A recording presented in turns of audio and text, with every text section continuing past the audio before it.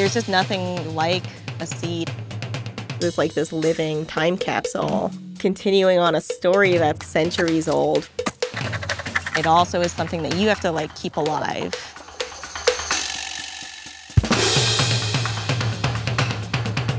The seeds that I've been trusted with are grown in much less numbers than they ever have been before.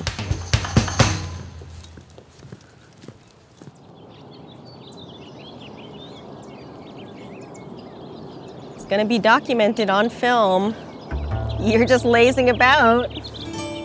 No footage of my dog catching a gopher or a rodent today. I'm a Korean-American farmer, and I grow predominantly Korean and East Asian herbs and vegetables. We do most things on the farm just by hand. We do a lot of things around seed saving and building community through food. A lot of the seeds that I have come from different seed preservationists and the different farmers that I met in Korea. If I fail at this, there's nowhere where I can buy more seed.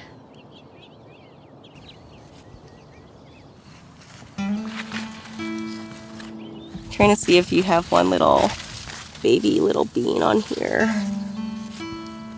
That's a little soybean in formation. They're definitely struggling. One of the varieties in particular just keeps getting eaten no matter what. But these little guys are just happy.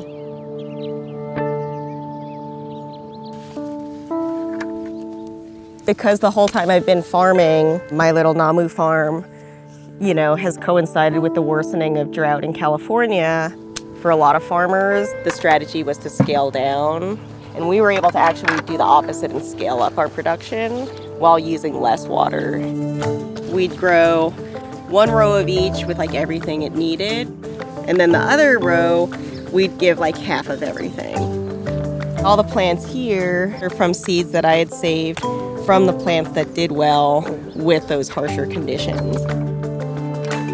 By saving our seeds from the plants that performed best, what you're doing is just prioritizing that plant's ability to be adaptive for the future.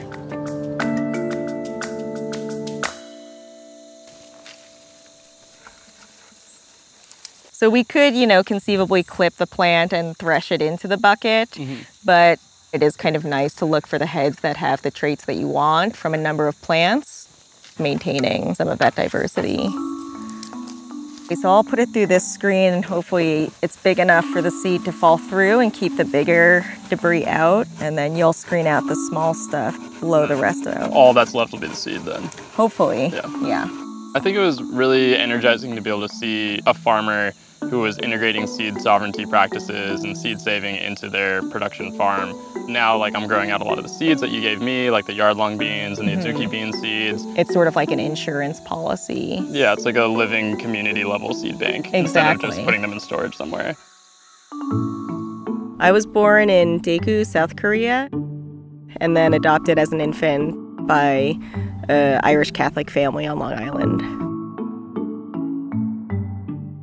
I was probably 19 by the time I ever even ate Korean food for the first time. When I was curious about growing Korean crops, I mostly would read cookbooks and I just look at the ingredients and try to think about what were really important Korean vegetables and herbs. A couple years after starting the farm, I decided to go to Korea because I wanted to see that biodiversity of the different plants and crops. I visited an organic research institute called Huksalim. Their focus is to look at preserving native varieties of different Korean crops. And they seemed like kind of skeptical. Like they just kept being like, "Oh, you're from California." I was like, "Yeah, I'm like a weird-looking adoptee from California talking to you about farming." Their chairman said in Korean, like, "Show me your hands." So I just like put out my hands, and then it's like all these grown men in suits talking to each other like really fast in Korean. The next thing they said to me was like, "Okay, we'll show you the vault." It just looked amazing. It was wall to wall, floor to ceiling of just seeds. Different colors, different sizes. They all had like kind of funny names like Rat Eye or, you know, the little one who sits.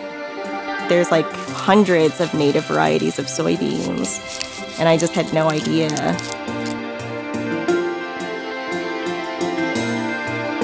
Some of the soybeans that Huxaleem was trying to preserve and are growing on their farm, I'm also growing just to reintroduce those varieties to people living in the States. I wanted to kind of see what it looks like to try to conserve that biodiversity of the different plants and crops that are being grown there.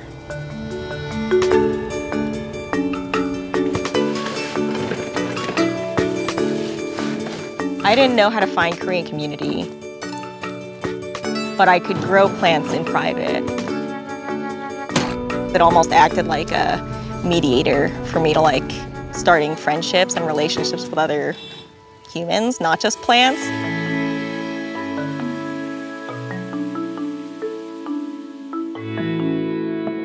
Today we're gonna make sort of like a carpaccio is what I'm calling it, with the Korean chilies from my aunt that you're growing now. How long has it been? 7 years. 7 years, wow. The seeds that your aunt gave us from Korea, she saved them year after year. That's what sparked our conversation about wanting to even work with one another to grow these peppers. To give someone a seed requires a little bit of trust. It's like so personal, you care so much about it, where you just want to like make sure you do a good job. These are petals from the roselle. Where did you get this actually? There was this woman in Korea who I met who was growing this in her greenhouse. She introduced me to it. It's amazing when people are looking at our produce, they're like, oh, eggplant, cool. Yeah. Zucchini, yay. But then it's like, look at these, and they're like, whoa, what is that? Yummy? Delicious. And I know supporting the farm has like more, it makes more work for you a lot of the time than if you were to just go to the market and you could cherry pick everything you wanted. Right. I think that that's what we signed up for, you know what I mean? Like that's what you, as a chef or a restaurateur, but just as like a citizen of existence, like that's what you should be doing.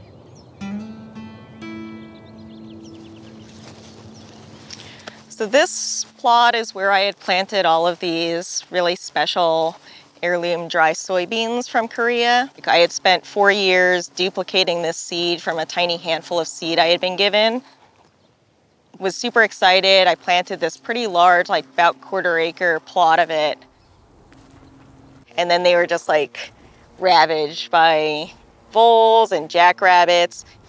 I think there's a way I can like quantify and sort of monetize the loss of like, oh, this is how many years, this is the expected, you know, income I was gonna get as like a dry bean and as a seed crop. But yeah, I think it doesn't convey like, I don't know.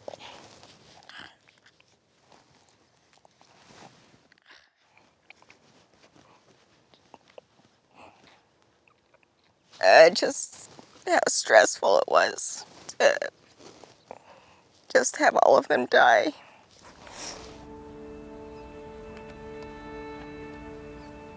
Just all the seed we had grown for a couple years, just all gone. I have one season for soybeans a year. That 1 year missing from that is a pretty considerable setback. You know, I can be somewhat forgiving of myself this year, but it just means like next year, like the heat is really on.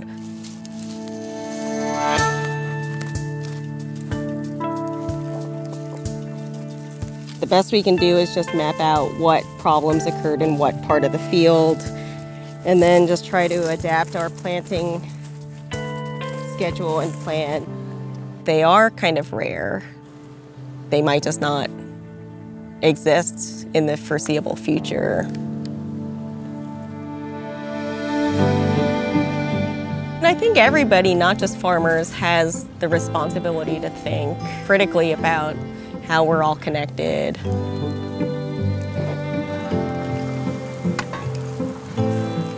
This farm needs to be in existence because other people are really counting on it.